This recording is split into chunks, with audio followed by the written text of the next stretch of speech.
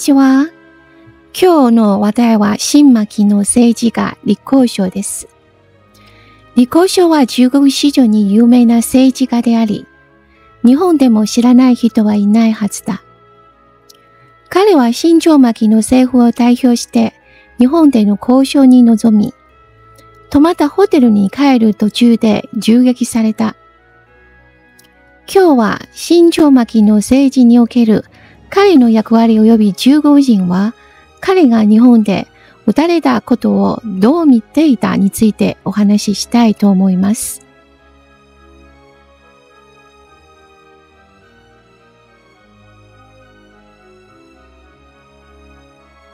李鴻章、本名は李承道、字は順法、号は小仙。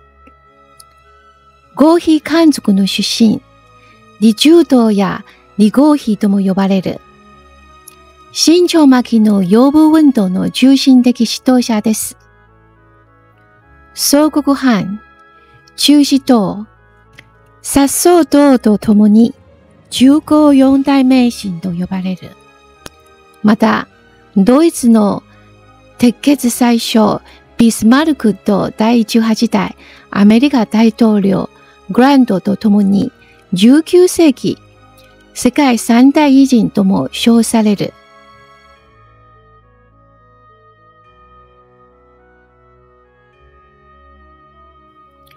李鴻章は淮軍道北洋推進の創始者兼司令官として新朝末期の重要な大臣であった。彼は新朝政府を代表して、ベトナム条約、下関条約、重物管約に調印した。彼は生涯を通じて、衰退した清国を救うことに力を注いだ。日本の総理一等博文から清国で唯一石灰の列強と渡り合える男。清太后は彼を皇帝を再建する人物と評価した。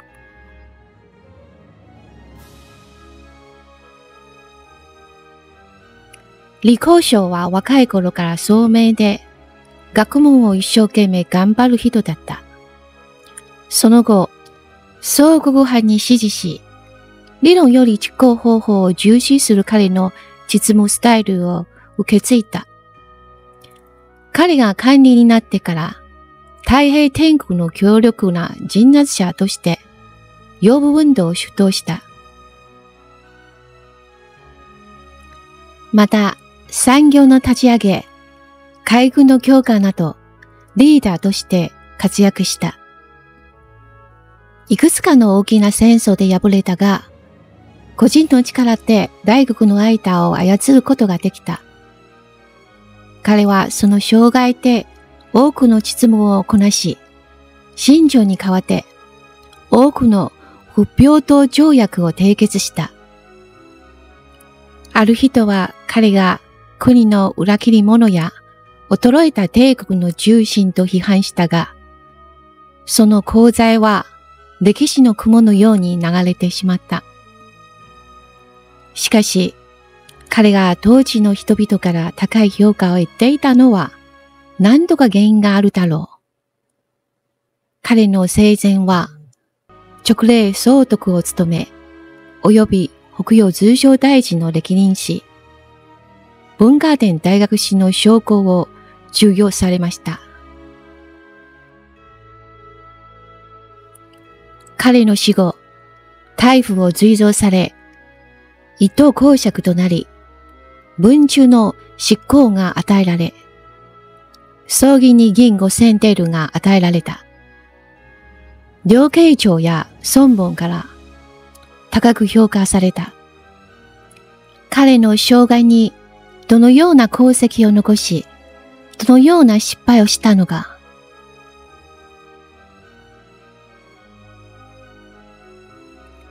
まず、李鴻章の功績から話しましょう。第一、淮軍の編成。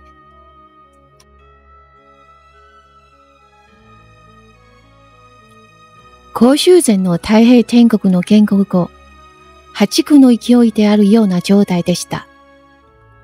清国軍は全敗した。太平軍が2回目に江南陣営を敗れた後、清は長江下流域の最後の主力部隊を失った。この時、江南の狂信はまるでネズミが寄り集まった様子、すでに危険な状態であった。この時李光章は太平軍に対抗するため、淮軍の編成を命じられたのである。当時、淮南や淮北の人たちは強悍だった。特に淮側の南側、大別山脈や総合の北側に維持する安徽省で、人々は砦を築いて自らを守り、生き抜いてきた。李光章の勧誘を聞いて、みんな彼のところに行って身を預けた。李光章は淮の両地域の人脈を通じて、淮軍の増強することができ、後に強大な軍隊となった。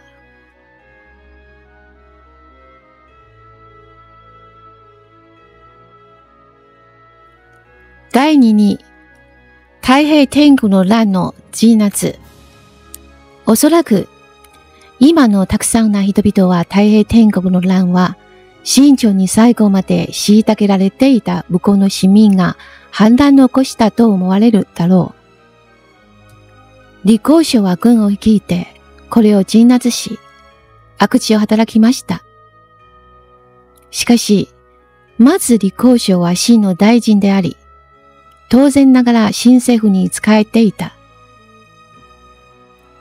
また、当時の状況を考えると、内紛が長引くと列強による中国の分断が加速されるだけで、鎮圧は避けられないことでした。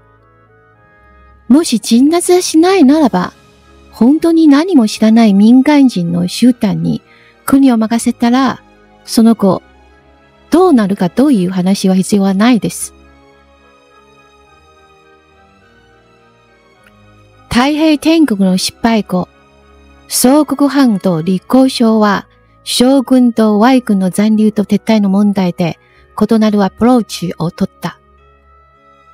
天津の占領してから1ヶ月も経たないうちに、その頃、北部の年軍の反乱が本格化していた。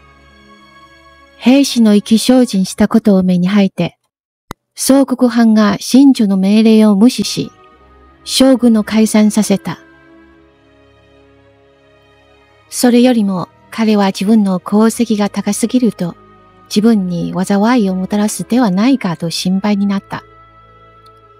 しかし李光章は彼と師匠宋国藩は軍人に携わるべき。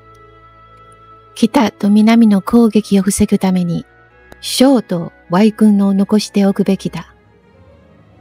状況が安定すれば遠征も可能だと考えた。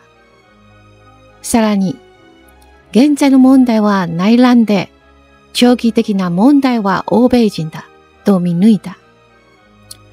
内乱の鎮めるだけではなく、外乱を防ぐためにも、省、淮軍の保持すべきであると主張した。明らかに彼は宗氏より先見性があり、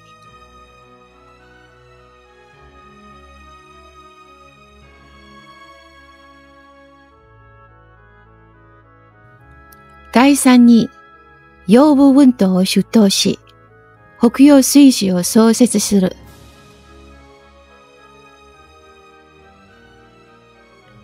清朝末期、国全体が深い悩みを抱え、内憂外患の状態であった。かつて、鉄馬で中原の征服した清国は、強い船と強力な砲にかなわず、東亜病風となってしまったのである。当時、元号者が先祖代々のルールにしがみつき、改革をしようとしない時代である。李光章は自ら立ち上がり、率先して産業を起こし、洋武運動を主導し、彼は宗教派と戦った。おそらく、今の生態から見れば、洋務運動は抜本的な改革ではなかったし、本当に国を別亡から救ったわけでもないだろう。その時彼が立ち上がることができたのは、彼の先見の明であり、実際、その後の列強との戦いの多くは、洋務運動の軽減に基づくものであった。だからこそ、李鴻章の功績は大きく、北洋水師を創設したことは言うに及ばず。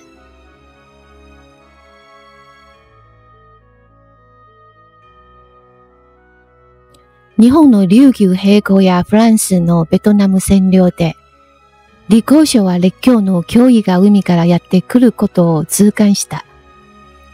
そこで、1970年代以降、彼は海保論を打ち出し、近代化された海軍の創設を積極的に提唱するようになったのである。25隻の軍艦と4000人の将兵を擁する北洋海軍は、当時アジアで最も強力な水軍であった。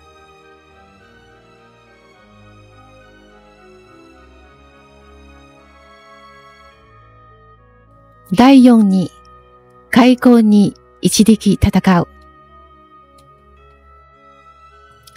ベトナム条約、下関条約、重物艦約など、李鴻章が清朝に代わって締結した一連の不平等条約は、後年、彼の最大の恩命を受けることだった。しかし、少し考えてみれば、李鴻章は再選を尽くしたのだ。弱国部外交という言葉は単なる空言ではない。もし彼が契約を結ばないほどタフであれば、その後どうなるのでしょうか。諸国は中国と戦争し、中国全土で戦火に見舞われるだろう。戦争で民は苦しくなり、命は無駄に犠牲されられます。残るのは敗れた国だけ。だから、これらの条約は締結しなければならないのだが、締結する前に、李鴻章は国の最大の利益を求めて激しく争った。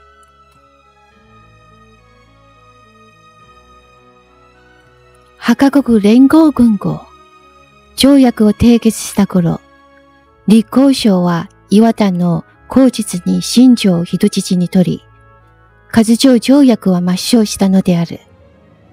下関条約調印の時、5000万デルを減ることだけで、彼が日暮れまで日本の倍と必死に交渉していた。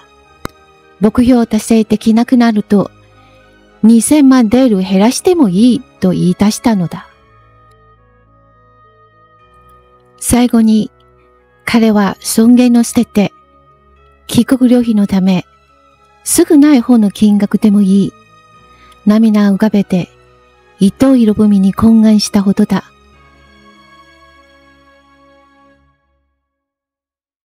次号で彼が日本に来たことや、狙撃された経緯について、10号側の言い分を紹介します。